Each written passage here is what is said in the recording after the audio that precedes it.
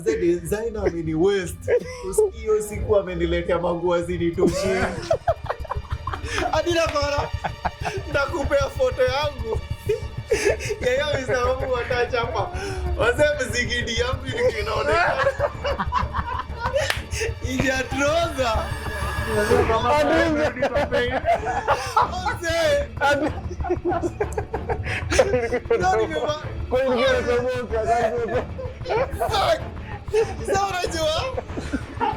Unajua nimeingia stage nasikia mademo ananipiga nduru nadhani hii nduru ni yangu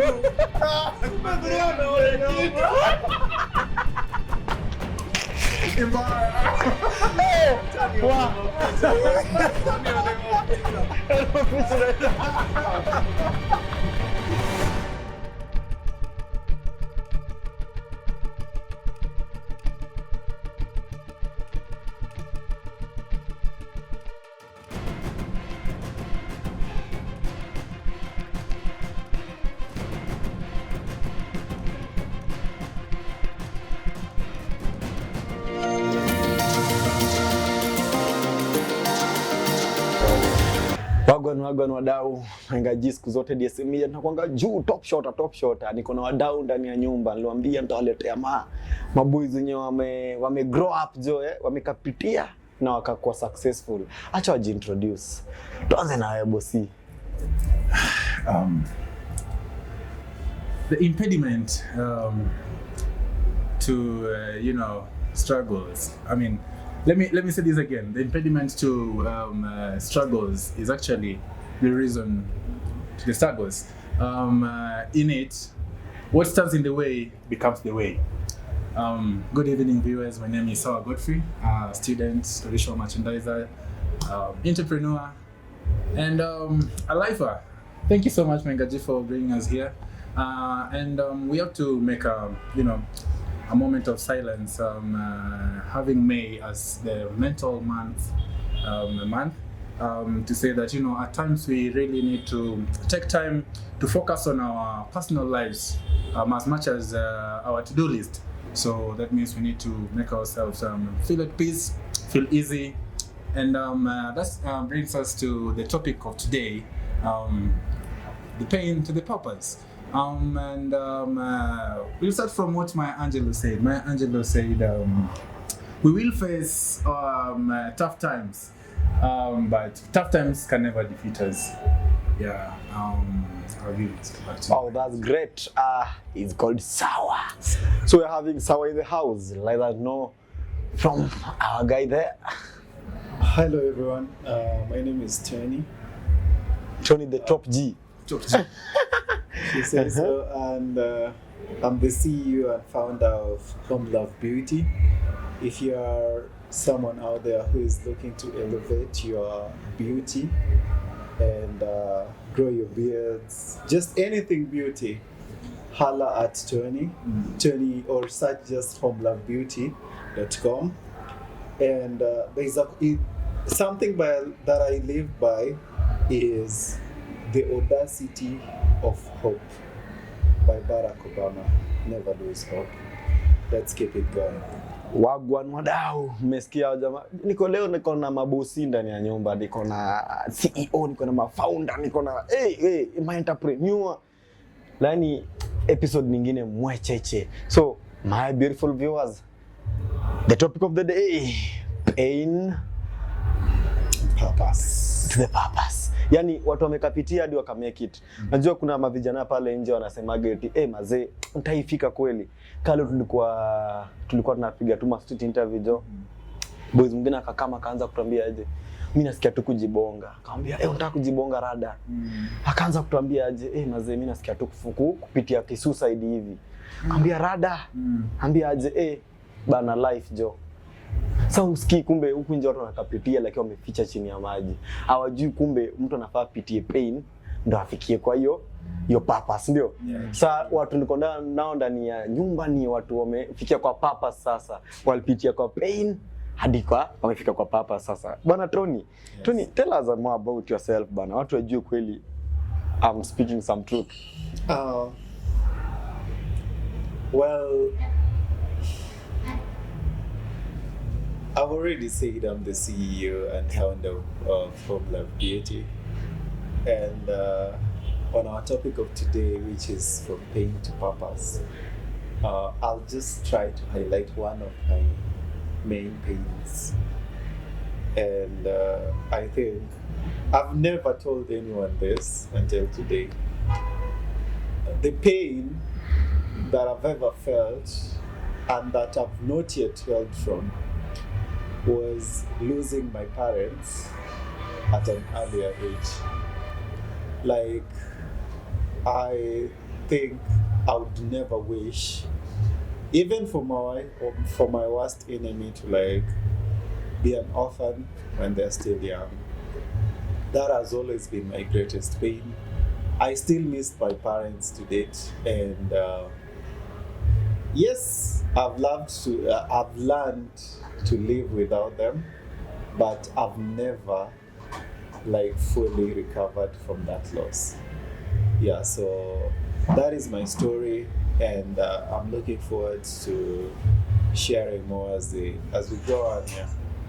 Wow, that's great. And that's just a short story from Tony, meaning tutakuwa, actually it's very painful to lose parents mapema at an early age. Unang'ang'ana, like hauna mtu anaweza kuambia that hey, my son, you are doing great, my son, umekosa hapa na pale. It's very, very painful. So najua itakuwa moto ndani ya nyumba. So but they always say like past 25 or when your background past 25 like past 25 when your background, so you don't want past 25 you don't so mean your background, so sure. it doesn't matter ufai kusema wewe ni orphan society. Yeah, because I'm an orphan, Joe. yeah. I mean, So, the fact that you're an orphan doesn't really change, but yeah. the mentality of being an orphan when you're 25, do enough to change the perspective. That's Yeah. exactly why we're here. We're talking about the pain to the purpose. So, our brother Tony lost his parents. I mean, it's a sad thing. Sorry, man. About you but now. that pain has built him to be Yeah. the person he is. I mean, he's a CEO to a beauty company and everything. So it's right. When you get to 25, the pain should have uplifted you to get to somewhere where you can now look back in time and be like, yeah, we did it. Yeah, and those who are coming after me should not go through the same, because yeah, that's life. We have to keep it rolling. Yeah, for sure. That's I think that's the truth in the house, because unapata mtu ameweka hiyo kitu kwa roho hadi at the age of 25, but we are having Tony here who is telling us that after 25 or after 20s, guys, you have to move on, guys. You have to look for something else. You see, now he's a CEO of a great company in Kenya, and we love that. So let's hear from Mr. Sawa, Bwana Sawa here.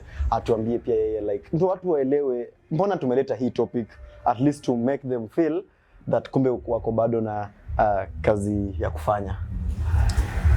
Thank you, Mhengaji, once again for the chance to be at the DSM studios, particularly for the DSM pod.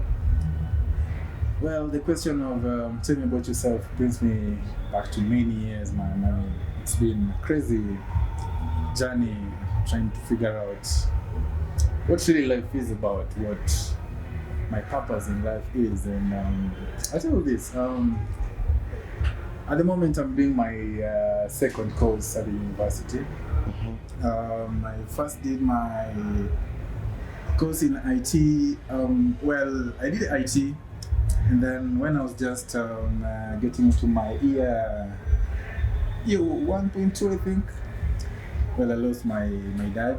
We weren't very close, and then things happened. So it gave us a bit of some disorientation in terms of family, normal way of doing life and everything.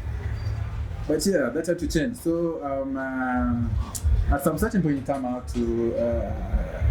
was forced to quit school kidogo, go off the grid, hustle my way out. I want to thank my mom for standing there with me always.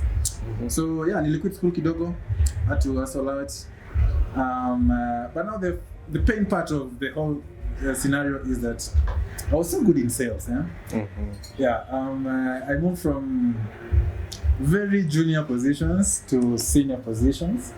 I started off as a promotions guy. You know, you walk into a supermarket and you find these girls branded with Colgate. Okay. branded with- The activation. Yeah, I'm getting it That's where I started from. That's where I started from. Oh, really? Yes. So well, I'm an activation guy. I moved from activation. So fast forward, nilikuwa nafanya activations kwa mostly Naivas with some companies too, nikimaliza form. And then after that, there's a lady who comes around and she's like, oh, unafanya kazi poa. I really like your work. Uko grounded up, ama we can talk and you can. I'm like, no, of course we can talk. So we exchange contacts. She calls me in for. She was a cheese maker. She was making cheese.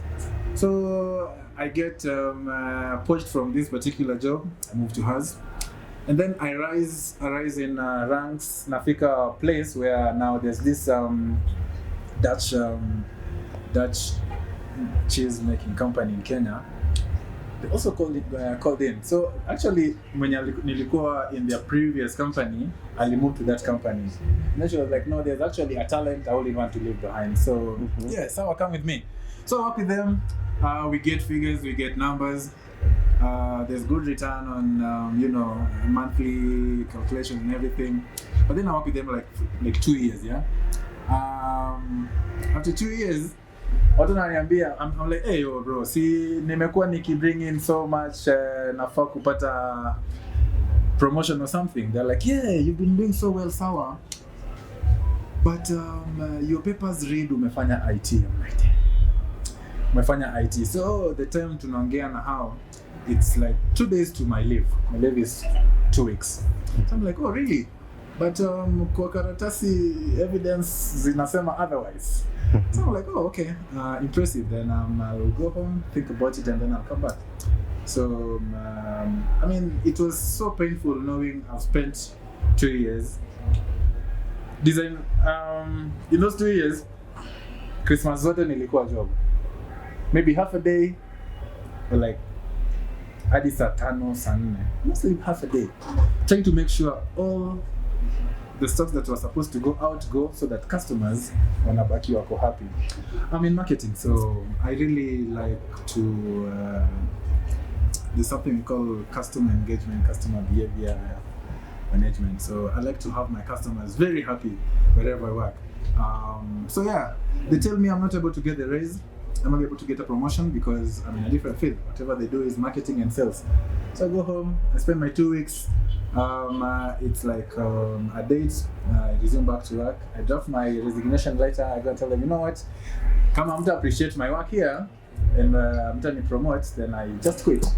So I quit that job, and then I went back to uni. That's how I met you, man. I mean, the fact that you put in so much energy, you give it your all, yani you sacrifice yako yote. Hakuna mtu in his sane mind would ever spend his half a day over Christmas Day to be at work when you have family, you know. So iliniuma sana, but then at the same time I feel like it was actually a turning point for me to realize what life is meant for me. My purpose was to be a marketer, so I was probably never going excel in sales per se. That's why the pain brought my purpose of going back to university. Wow, that's great. And actually my beautiful viewers, mnaona hapa watu tuko nao ndani ya nyumba. There are guys ambao wamekapitia, they have gone through a lot, and if you listen the story from Sawa, the story from Tony, actually it gives us a lot that actually pia kuna patience. You see, sometimes these are scientists who said that consistency pays, but it drains.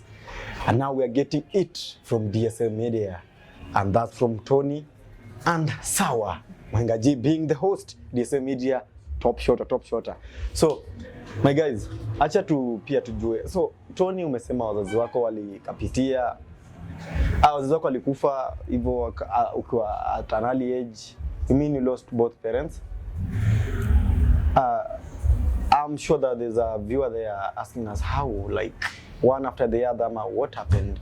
Though sorry for being so personal, but at least we want to learn it. Like ulifikaje hadi being an orphan until you can make it to be a CEO of a great company, Home Love Beauty. I mean, when kijana wa mapenzi, kijana ambaye anatengeneza watu wapendeke huko nje, you can manage to generate Zeph into another option. Adi Stacy amkubali. And that's great. We love that, you see? Yeah. Well, generally, when I say home love, people misconstrue it for like the love. Yes. Yes, love. Also, I've also done the same mistake. No, yeah. So, like, Home Love is a beauty shop based in Nairobi, and we serve all Kenyans. And just to answer your question, how it happened. This happened when I was pretty young, so I don't have like the chronological occurrence of events of how it happened, because by the time I was losing my mom and then I was losing my dad, at the time I didn't know much about life because I was still young.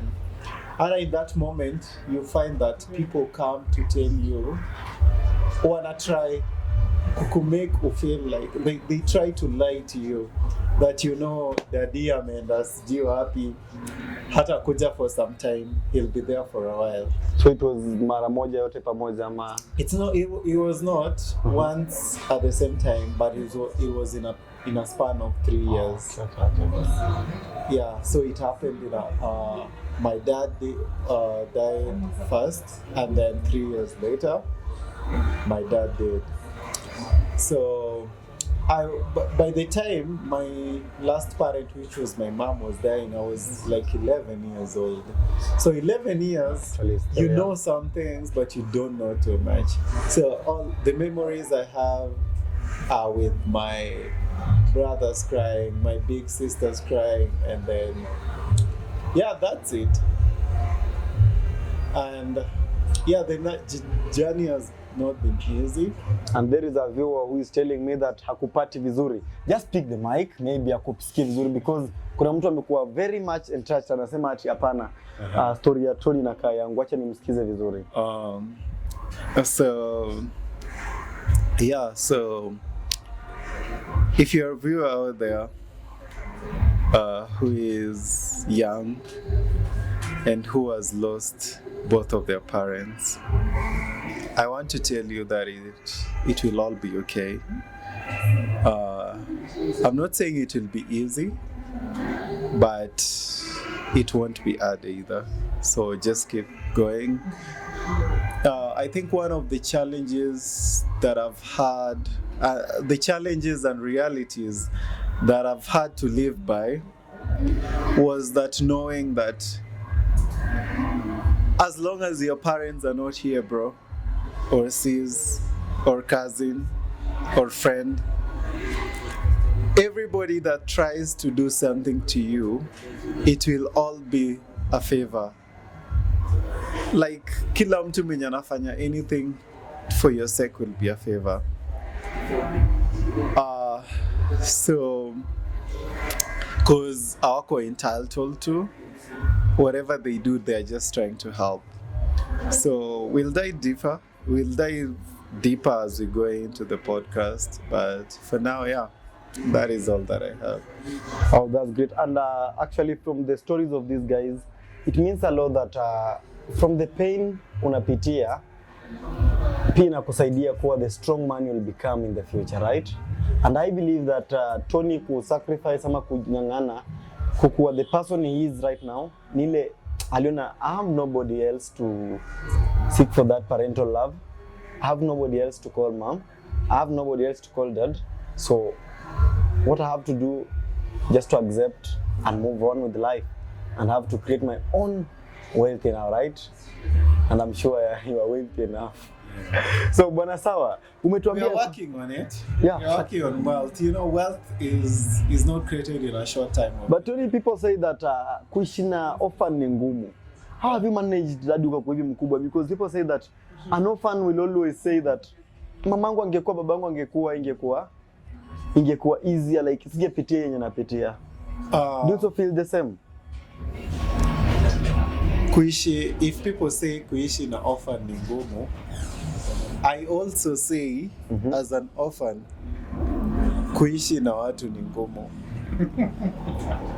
Because literally what happens, you see some that you see, because literally what happens is that you guys are not able to understand each other. Because if you're an orphan, maybe you are now entitled to another guardian, or maybe you go to a children's home. I was lucky enough to be picked by an uncle who now took me through and took care of me as my guardian. So when people say that kuishi na orphan ni ngumu, yes, I would understand them, but we also as orphans say that kuishi na watu wengine ni ngumu. Why? Because there is a different way that your parents used to treat you, but like your new maybe custodian parents won't treat you the same way. Like I can remember when my parents died, I was the last born of the family. My parents used to get me everything I wanted. So when life started changing, and now I have to go and live with my uncle, who is not going to buy me that toy I need, who is going to like try to put a lot of pressure and demands on me, I feel like I start to feel like, no, this is different. This is a different life and a different world. So I'm trying to adopt to it. And at the same time, he's also like, you know, this is a different child. Like, mbona na behave hivi? Mbona hataki kugombanishwa? Mbona unigombanisha? And my parents hawakuwa inigombanisha. So I feel like when people say like kuishi na orphans ni ngumu, it's because like like you cannot, it's like having a partner and then wanting your ex to be the same person like your current partner. So that is the best example I can give. Like ulikuwa na ex mwenye alikuwa nakufanyia 1 2 3. My ex na wako chini jo. Yeah, true. But like, so the example is ulikuwa na ex mwenye maybe on your birthdays they used to buy you gifts, and then you start dating a new person, and then the new person doesn't believe in buying gifts on birthdays. So wewe utafeel like, oh, my boyfriend is different, na yeye pia atafeel like my girlfriend is different. And that is, I think the same thing is what happens between people who raise orphans and orphans who have to live in foster homes. Yeah. Oh, that's great. So I think we've got the story from Bwana Tony. Tony is trying to convince us that whatever the case, hata kama wanakataa kuishi nao, lazima pia unajua hao nini hao orphans, like pia wanakuanga na standards, ndio? That's the thing. So you see, Sawa has told us that amepitia courses mingi, amefanyia nini. Pia alipoteza mzazi actually. But yeye ni nani akasema hata kana acha shule kidogo, lakini I have to go on with life. I have to move on with life. So Bwana Sawa, tell us more about it, because people wanakuona sasa umesha make. You see, there's a scientist who said that people will always see after usha grow, lakini hawajui path umepitia. Ni time gani ushai feel hadi una like ukafeel kama I'm giving up maze, like I've tried my best. You see, I've tried, but I'm not seeing fruits zinakuja. I'm seeing like my dad angekuwa nini ingekuwa, nisingekuwa hivi jo. Thanks for that question, Henga. You see, one person who really truly believes that purpose really doesn't erase pain. It actually gives us, it honors, purpose literally honors the pain. It directs, it transforms us, because you know pain is human-centric. Yeah. This topic was very impressive for me because, as a marketer, we talk more of customer pains, and any business is always about pains. You as Mahenga, I know you said you and your team started DSM because people wanted to have memories of photographs. People wanted to have memories of particular events. People wanted to have events captured in videos, and people wanted to have a safe space where they can come, chat, talk about life and everything like we do right now. So I'd say the most challenging part for me in trying to get my purpose from pain was really the fact that, at some certain point in time as a man, you face hardships, and having lost, like a father, there are particular things you fail to find, the courage, or rather the closure to open up to some people. So sometimes I'd be in my place wondering, no, so nimeacha hii kazi, what am I going to do next? How's life going to turn out? But then I knew something has to change. Something has to work out. Something really has to work out. So what I did is just, I went overboard. I reached out to all the good friends I had from the work. Good friends, not colleagues. Good friends. People who would come to the show be like, hey, so we just came around to see how you're doing. Hope you're well. I'm like, cool, yeah. So I reached out to them. Most of them, of course, nobody wants to help you when you're at your lowest. For sure. Nobody wants to help you when you're at your lowest. And sometimes you feel like acha nitafute kwa hiyo za numbers zangu nione nani anaweza nisaidia. You scroll until unafika end. It's true. People would tend to help. People want to help people who are already doing better. Exactly. Yeah. Oh, so mtu in this, is it in this generation I'm up from No. Like it has always been like that. The moment you're doing better, people will want to help you. Like all of a sudden somebody wants to give you a gig or give you something. As long as you're doing better, because they know that is their investment in you. Exactly. Because they know if I give Mahenga this, Mahenga is going to call me for a show, and that show is going to give me visibility. So I know I am going to get something from you. Yeah. So watu nakusaidia because of like wanaona ni kind investment wanafanya. Yeah, there's something in for them. Yeah. They're like, if I was in a position like this, Kesho, so is able to help me. Exactly. But ukiwa uko in a lower standard than them, bro, you feel like a nuisance, man. And I always tell my viewers that appreciate mtu kama dako high. True. Hata akiwa pale at the lowest moment, appreciate. Hiyo nayo wanaambia watu wengi. Hadi there's this girl called Stacy can tell it. Yeah, I've always told her. Remember? She's listening. She's probably listening. Hey, and I'm sure she's watching this. Yeah. Ryan there, Zeph, and Morgan there. They're watching this. Big shout outs to them, man. I've been telling them. You see, and there's this guy called Nick, producer. Actually, Senior Junior, Bana Sunil. Watu nimekuwa nikiwaambia. Bana appreciate, naambia Sunil appreciate that Simiu kabada yako hai. Isifike mtu amekufa ndo unampost venye tulisema kwanza kila mtu usema aje nimeongea na yeye. Una venye baba alikufa. Bana jo.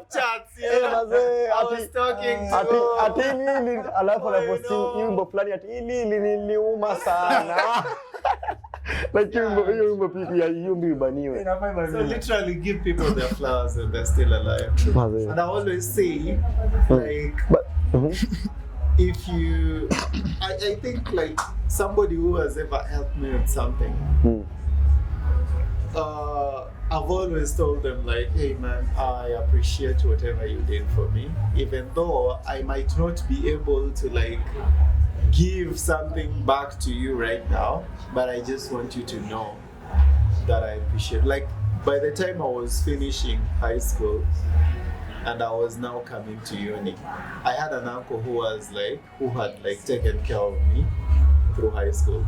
So what I did was just tell them like, man, I know there's not so much that I can give back to you right now, but I just want you to know that I appreciate the sacrifice, I appreciate the effort, and thank you.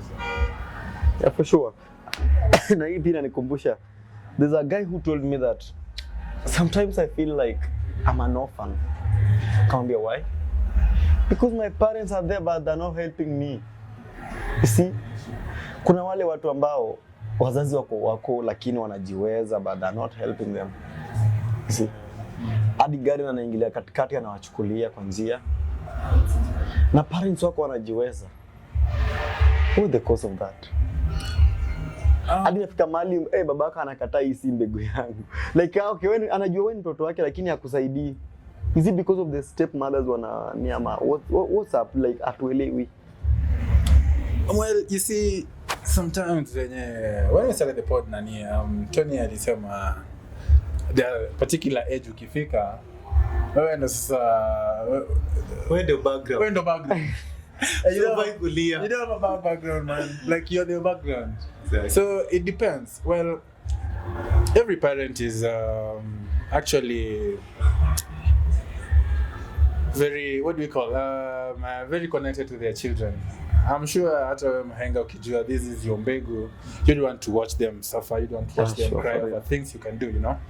So if you get to a point where you and your mzazi doesn't really help you and they're in a position to drawing board, be like, hey, what's going on? What's wrong with me? Because it can't be, well, if it's a case of the parent is not helping all the siblings, then we call the dad a deadbeat dad.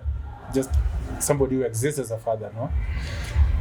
But kama ni wewe peke yako usaidiwi, man, there's something of an issue hapo katikati. We can't say, well, our parents do so much for us, and for you to get to a point where you actually are able to differentiate whether mzazi helps you or not means wamekuhelp enough design ya kwenye umefika, sasa you need extra help, which means you could either go out of your way, ask your parents for some help on the way to move, the direction, the path to, you know, explore and everything, or you've done something wrong somewhere. Now mzazi ujaweza ku like come close to mzazi mwambie, you know what, this is what happened, I'm really sorry about this. Relationships are built. You just don't forge relationships, you know. Okay. So if your parents like you, they're going to do it, and they'll do it even if they don't like you. But it gets to a particular point in time, anachoka or anakuachia dunia sasa. So yeah, it gets to that point. And personally, I'll say I've been lucky enough not to get to that point. Yeah, my mom has been so close to me. She's always helped me out with most things apart from the fatherly love, of course. But zote amekuwa ni kama ni father ni kama ni mother. Yeah. I can ensure that at least you feel loved. She's done. And that's great actually, guys. My beautiful viewers, mmesikia hiyo jo. Nikapa not on tell the remember DSM Media, we talk about no filter KE podcast. Hatufichi lolote, hatutambui lolote, and even Don can tell you that. That's DSM Media, Mangaji on it. So, my guys, we have to ask these people. Have you people ever felt some heartbreak, even from families, from friends, from your lovers? Okay, like heartbreaks. Mshaikapitia jo. Kama mimi nasikia kujifungua roho lakini I'm the host now. What will I do? I think I'll go first. But let's I'll go first. And this was like the this was so crazy, bro. Tell us about it. That was crazy. Okay. About it. So actually, my first heartbreak came when I was in first year in uni. So this chick, oh fuck. So you were in love. He's almost crying, man. You need to get him some. This is crazy. So this chick, we had met from Ushago. So you know Ushago after umemaliza high school. Ukamwona ndo utaoa. When I was in campus, nilikuwa naona hivyo jo. Yeah. Hey. So Ushago. Those days, huh? Fuck. This is crazy. So, actually, after I finished high school, we started dating because I was home for like that longest time before we joined campus. So tukaanza kudate na udem, and then we were so in love. And then time ya kuitwa campus came, and so me, I was called in Kopa. And then this chick was aliitwa Kupsilim place. I think it was the Kakamega uni inaitwaje? Most.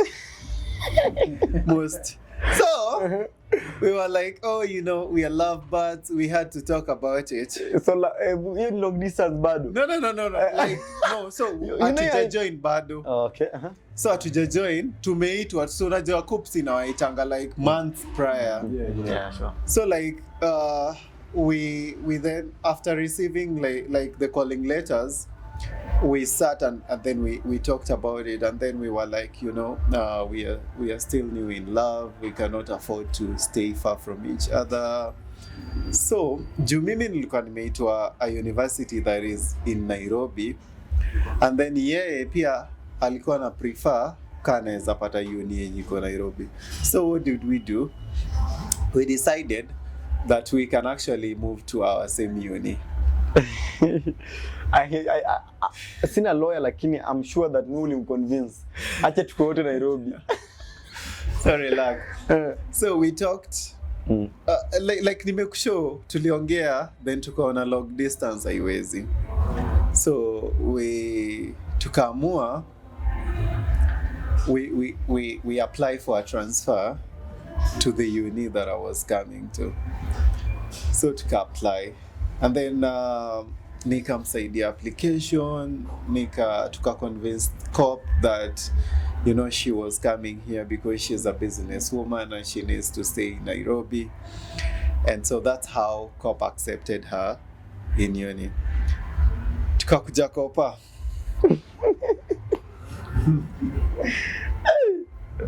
Lover boy.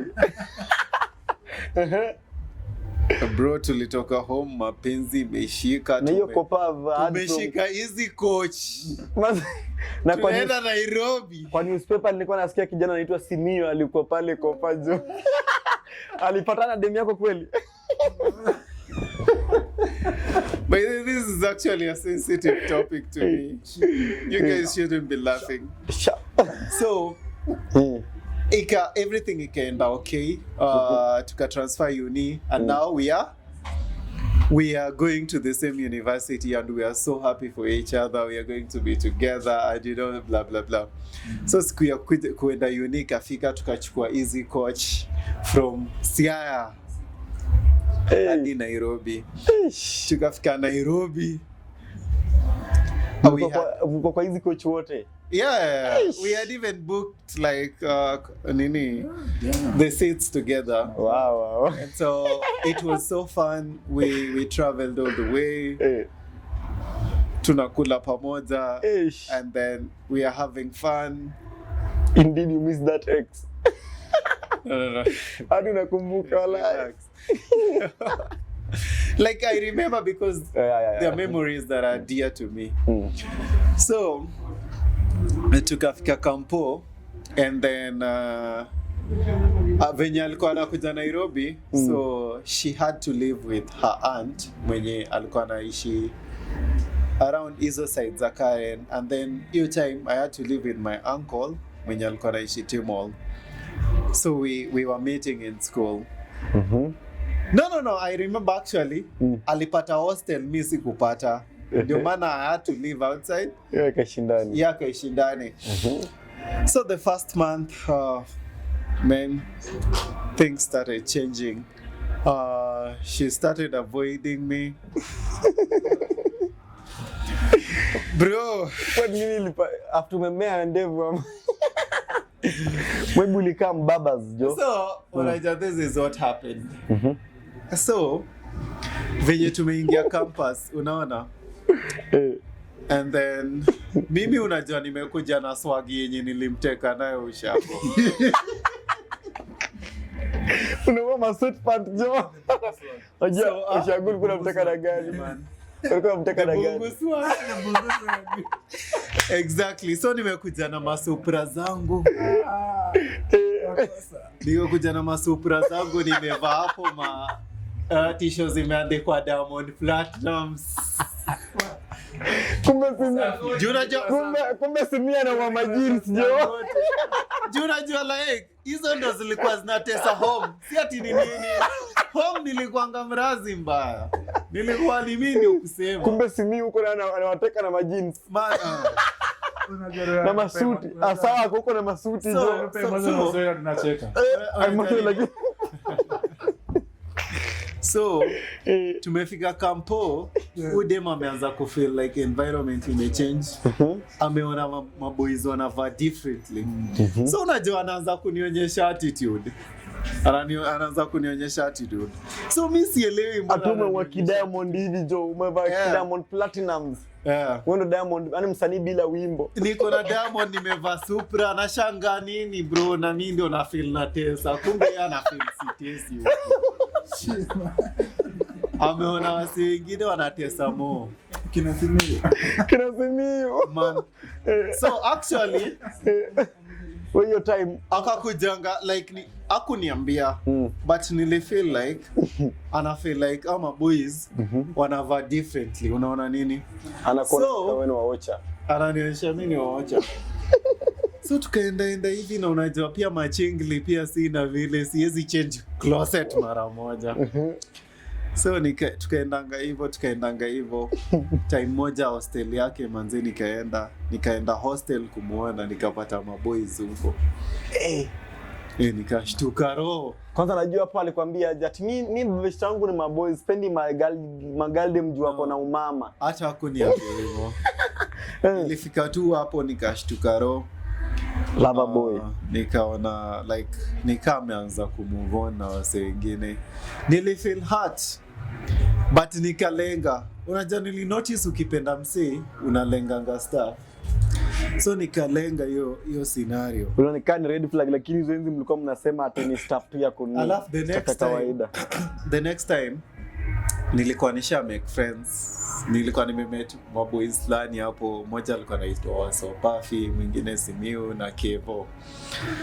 Na ulikuwa unamjua deadly Kevo ako ndani. Simiu ako ndani. So actually the next time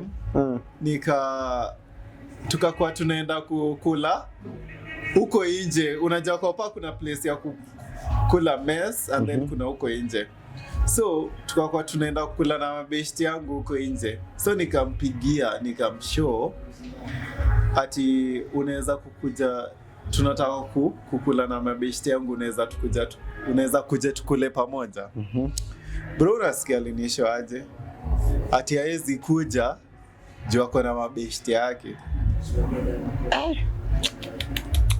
So like nilifeel. Alafu hiyo time Instagram yake alikuwa asha post picha na boy mwingine. Au ni bestie tu usijawari. Like nilifeel broken. Na hiyo ndio ilikuwa the first time niliwahi kunywa pombe. Do you feel like hiyo ndio the first time tulienda tukashika quarter. Nikazima hadi nyama ama quarter ni pombe? Quarter. Okay. Unajua hizi vitu bana endi zetu hazikuepo. Alafu hiyo time kulikuwa na quarter Legend. Unajua? Legend bado ni jina pombe. Legend. Manzetu mimi nimezoea tu wanaitanga machanga hivi. Kumbe kuna majina ya pombe huko nje jo. So hiyo ndio the first time niliwahi kunywa pombe. Sikuwahi kunywa pombe kwa life yangu before that time. Like because of that. So tukaenda tukalewa. Tukakunywa nini? Nikamtumia voice notes venye namchukia, venye ameharibu maisha yangu. I think that was a very dark period for me.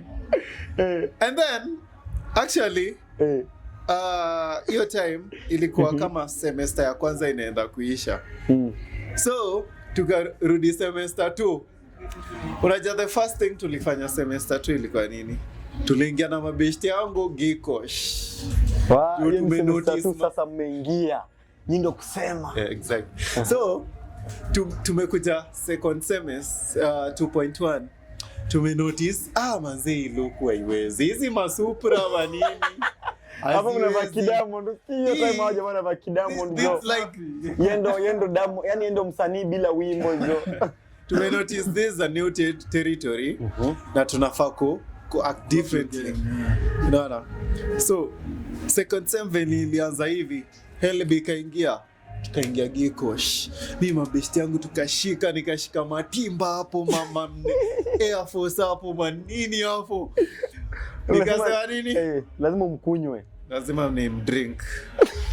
The first time nilikuja nikapiga hiyo look yangu, nilipiga matimba na mabaki trousers fulani. Nikaenda Daro kwanza catwalk nikapigia Daro show. Wajua. Nikirudi hivi nikatembea shule mzima. Unanikumbusha mzee wetu wazee pale ni wakoti fulani alitembea shule mzima tukaji. Uski watu wakaanza kunichochaje. Buda, manze unapiga look, uski unaweza simama Mr. Kopa. Really? Nasema ukweli. Why not? Na hiyo shule nikaenda that time kulikuwa na maphotographers huko saiza nini sijui inaitwa hiyo unaonanga hiyo highway inaenda Kopa huko chini hiyo Kopando Cooperative University. Nimeona kwa newspaper ati kuna sai suti fulani inatembea karibu shule mzima, sijui ati ni ya Eden Wetende. I don't know about that. Nimesikia, nimeona kwa newspaper though. Kwa hivyo hiyo time ulijera wewe ni Mr. Kopa. So hiyo time nikaenda huko down nikapiga mapicha za 30 bob. Alafu nikafanya picha kwa 30 bob. Picha hiyo enzi ilikuwa 30 bob. This era bana Mr. President ameongeza hadi picha ini sojo. Noma. So nikapiga hizo mapicha kupanda. Alafu nikamtumia inbox. Nikamshow ulikuwa unadhani star ingara. Ulikuwa unaniachia huyu boys mwenye hata sasa inapiga lugo kumshinda. No purpose. Guys, hope you have seen this.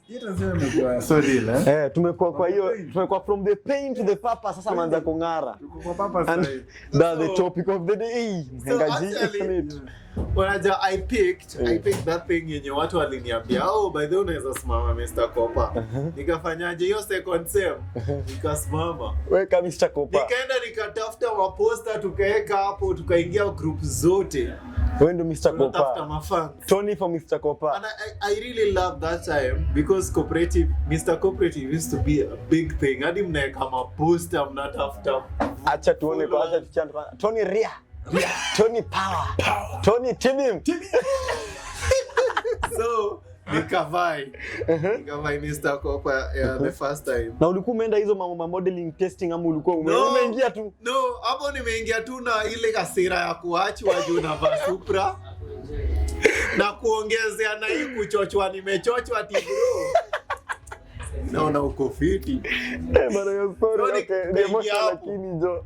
Niko na best yangu manzi walikuwa very supportive sana. Wakanitafuta nikawacha wao manage fan base. Unaona so nikiingia stage nilikuwa nasikia kelele zingine kana. Nani yako unafanya? Hakuna kitu nadu. Alafu usikio day. Manze designer ameni west. Usikio siku ameniletea manguo zinitoshi. Hadi nakupea foto yangu. Yeye amesema watachapa. Wazee mzigidi yangu ilikuwa inaonekana. Ija trouser. Tunasema baba ndio kwa bei. Ose. Nani mema? Kwa nini unatoboka kwanza? Sasa unajua? Nimeingia stage. Nasikia mademo ananipiga nduru. Nadhani nduru ni yangu. Kumbe bro anaona kitu. Imbara. Tani ona mapicha. Kumbe ndio mzee Jomo. Unaona kama mzee Jomo alikuwa ametoka When your friends make you laugh more than that. man. Ngoja. Temu uliona picha really fanyika. Ngoja unaona mzigidi. Alafu the worst thing. Na Simia ameona. The worst thing ni sasa like watu wa Daro wa klasi yangu walikuwa wameona hiyo picha. So walikuwa wanachukua wanaisako hiyo base. Ndio maana ituma. Kufunga zipu. Kwani ngoja really fanyika jo. Like it felt so embarrassing, man. It felt so embarrassing. Yani akinauma ni wewe luku de miaka aone vile ameng'ara jo. Kumbe ana mzigidi. Hadi sasa ameona jo. Anarudi kwa pain. Hiyo picha nafaa tuone. Like I'll send you the picture, you'll attach to them. I will attach it. But it was so embarrassing. It was so embarrassing. But sasa kitu ilisaidia. Hebu tueleze kwanza ilionekana aje. No, you can't just like so normally ukiva trouser yenye ni extremely ndogo kwako inatoboa au limba. Haikutoboa. Unaona leka kukamba. Unajua mzigo pia nimebarikiwa kidogo. So na yeye ninamaliza wasichana wengi huko nje. Mzigo hajakonia shaisha. Mzigo nimebarikiwa kidogo. So like venye nilivaa hiyo trouser and the trouser was so tight and then ilikuwa ndogo kwangu. So that is how ilifanya ikaonekana. Man, it was so embarrassing. But do you know what good came from that? What good came was that I actually came second. Because unajua judges walikuwa confused. Mbona watu wana scream? Mbona watu wanapiga noise? Nikawa napenda huyu jamaa. Ndo akakupea Mr. Kopa. Even though you win. The second. So I was the second. So first runners up. Yeah, I was the first runners up. Unaona? Cause ya hiyo noise. Jua ndio. Na watu kwa wameonea mziki. But that was crazy. That was crazy. So after that ndio nikaanza kubelieve kumbe I can do this modeling thing, and that's how I went like nilianza kuenda gikosh ku thrift kidogo, unang'ara kidogo, unafanya nini kidogo, watu wakaanza kuniita Mr. Kopa, ina inflate your ego. Mr. Kopa. Yeah, so that was it, man. So actually kitu funny about this ni after nimekuwa second runners up, first runners up actually. Ule dem mwenye aliniachanga juu nadunga masupra alianza kurudi. Alianza kuniambia what's up? Kusoka kwa chini. But your time nilikuwa nimemove on. Basi inakwanga hivyo. Mwanaume akisha lose interest jo, hata mbambe aje baada hata like so umesikia story jo. Umesikia story. Wewe pia tuchekeshe na yako. Kwani wewe ndio hujaipitia ki heartbreak jo? Nimeweza. Mimi tu. Ngoja kwanza hadi upewe pillow vizuri. Shika vizuri. Haya. Umesikia Tony jo? Mimi Tony nasema tu. Tony naye bana. Nasema tu close deserve second chance. Your exes don't.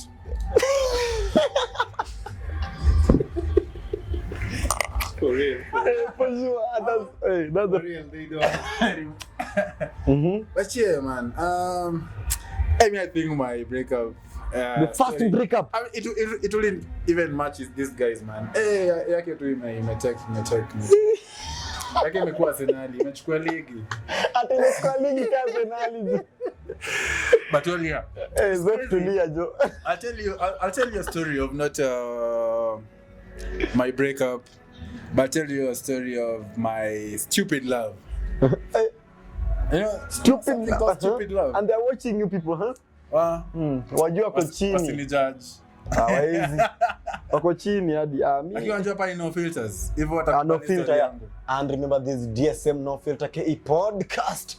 Sisi tunaongea, don't judge us. We listen but we don't judge. What happens at DSM stays at DSM. I was here. Yeah, so there's this story. I don't know if you schooled around Nyanza, you know Lua Girls was a big deal. Yeah, man. From there. So man, I'm from a small school, Luko. Hey. County school. That time I think it went to county school. Then I've got this Chile, she's from Lashes. She was my cousin's best friend. Man, face card, figure, personality. Hey. Home, wakona mukuchu, and everything you want. So, and then I knew this girl, we started dating. Nene. So I met her when I'd gone to my cousin's. I'd gone to actually pay a visit to my cousin, part of Kisumu over there. So I'm like, oh, I really like you. We start talking and everything. So I like this girl, and I moved from liking her to loving her. So you first liked? Yes. And, oh no, is that the process? Yeah, bro. That's I've never dated. My guys have never dated. Bana. You guys kwa comment section mtuambie bibi yao ni na mtu wake nani. Ati has never dated. Ebu type the name of that chile over there. I've always been saying that mko chini ka ex wangu. No, the ex I want is the extra money. Extra money is down. No. Extra money iko chini. Yeah, I don't like the extra money. I love the money that I've worked for. Extra And money. Stacy can tell you that. Don can tell you that. You see, like I don't love the extra money. I just tell hata nikipata client aniambia mimi nakuongeza hapa na baki na pesa yako. Unataka kuniua nini? Kadi yako ibaki hivyo. Ibaki hivyo jo. So Extra money maybe. Extra vehicles. Hata extra vehicles utaki. Iko na extra. I don't like that. Iko na ex ndani. So I've never dated. Well, Let's story fast forward. The first scene is in Kisumu. So everything we get done with. No, we're not done with high school. We're in Form 4. Unajua hiyo ni wakati you get very academically serious, academically rooted and everything, yeah. So we in Nairobi.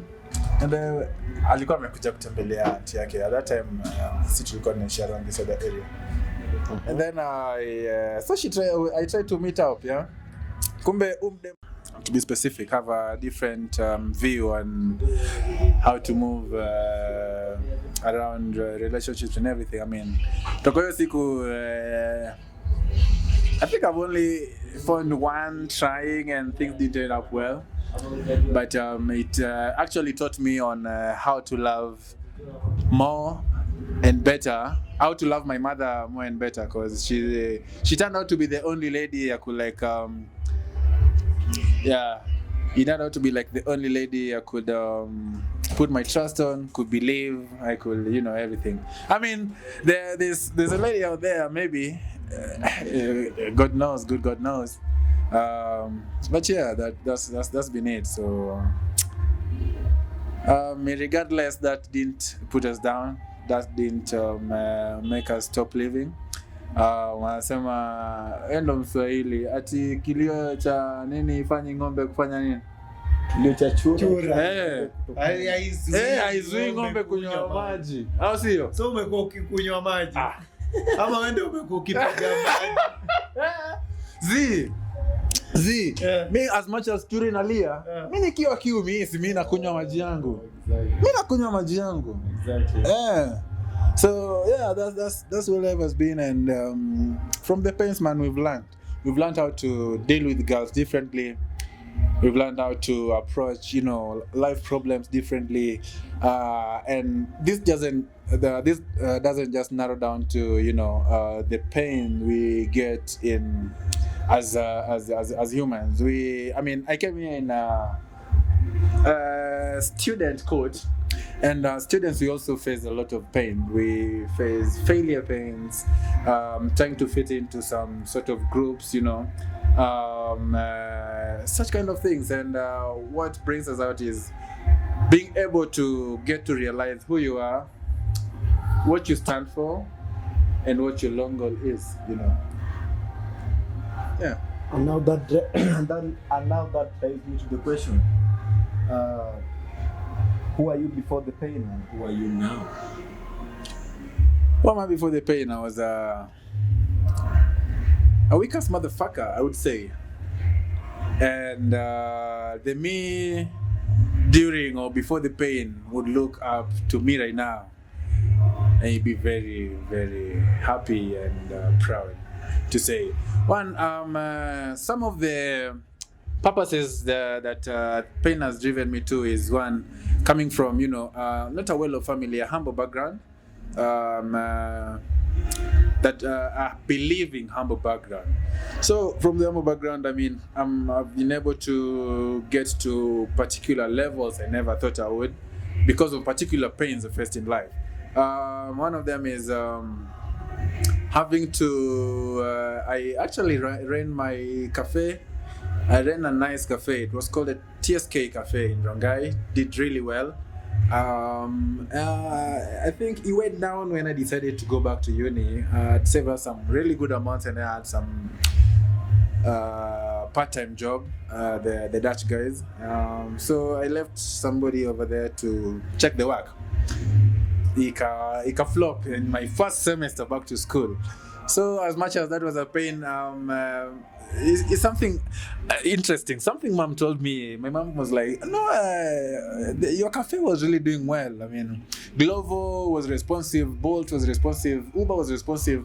How comes you decided to close down? I was like, no, I didn't find the right motivation, the right hire, the right talent to, keep the business running. But did that stop me from venturing into other businesses? No, I kept moving.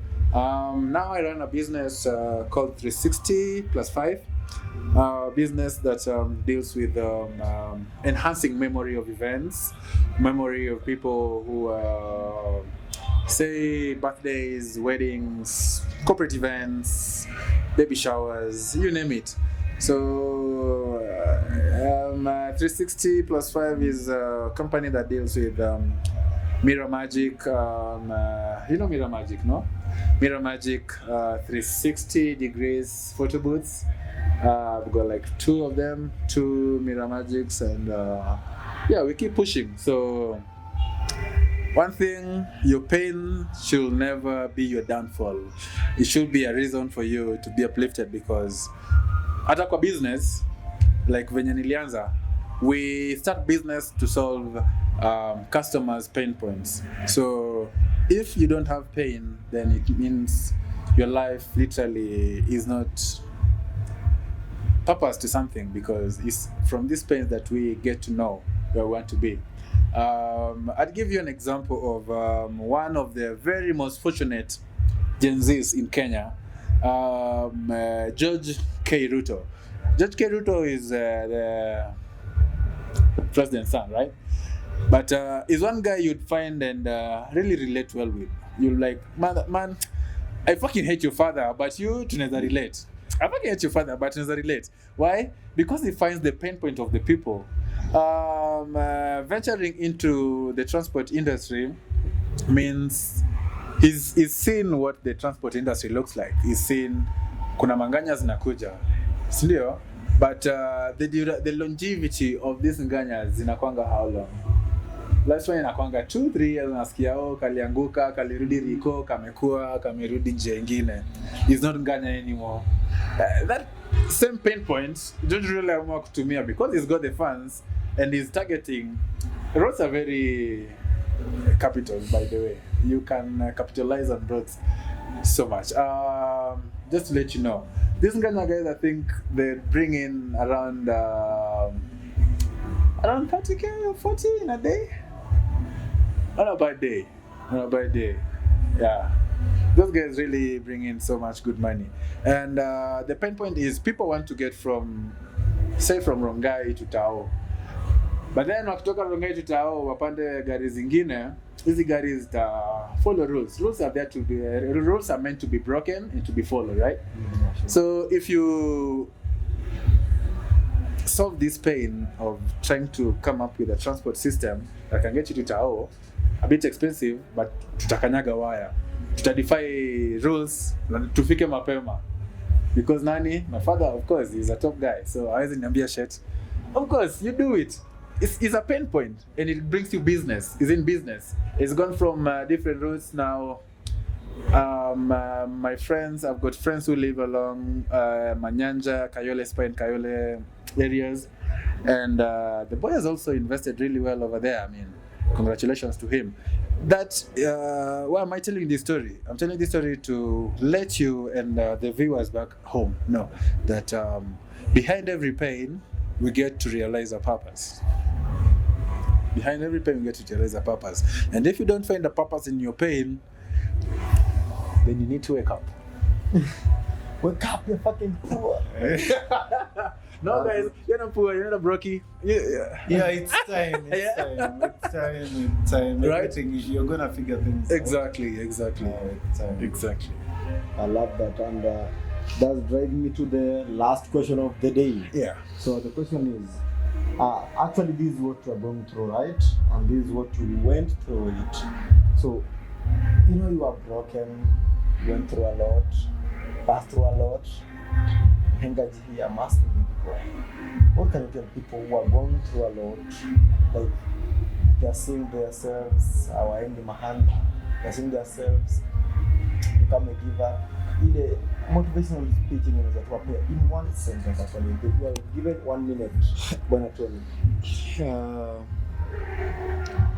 To anyone out there who feel like they are lost, who feel like the road ahead doesn't have any direction, who feel like they cannot see their next step, I want to refer from something I read somewhere, that if you ever find yourself lost in a forest, the best thing you can do is to take the next step. So if you're somewhere and you're feeling lost, take the next step, because it might not really lead you to where you want, but it might lead you somewhere. And somewhere is where all of us want to be. Somewhere that we feel accepted, somewhere that we feel loved, somewhere that we feel appreciated. Thank you everyone for being part of this pod, and I hope to see you guys next time. Thank you. That's great, Sawa. That question also applies to you. Just as I said when we started the pod, the impediment to action advances action, and what stands in the way makes the way. That's by Marcus Aurelius. I'll leave you by that. Naam, kilicho na mwanzo lazima kiwe na mwisho. Na wadau umesikia kwamba kumbe kuna watu ambao make it through passing through a lot, and that's why I've passed through these old stories. At least you realize that indeed they've gone through a lot, and I have just remind you people, this is No Filter KE podcast. We talk what we think, we talk the truth, and we talk about the facts. So, my guys, tune in, subscribe, comment, like. DSM Media all the way, and Henga G is my name. Remember, this is pain and passion. Pain and passion. No, spend to the purpose. Bring it out. Purpose. Pain to Oh the my purpose. goodness. Brother, where have you guys been? Where have you guys been? Guys, stay tuned, subscribe, like, share, and support as much as you can. Today's pod was me here, Sawa, my friend Tony, Henga G, and this was Pain to the Purpose. Pain to the purpose. Cheers. To the purpose. Top shot.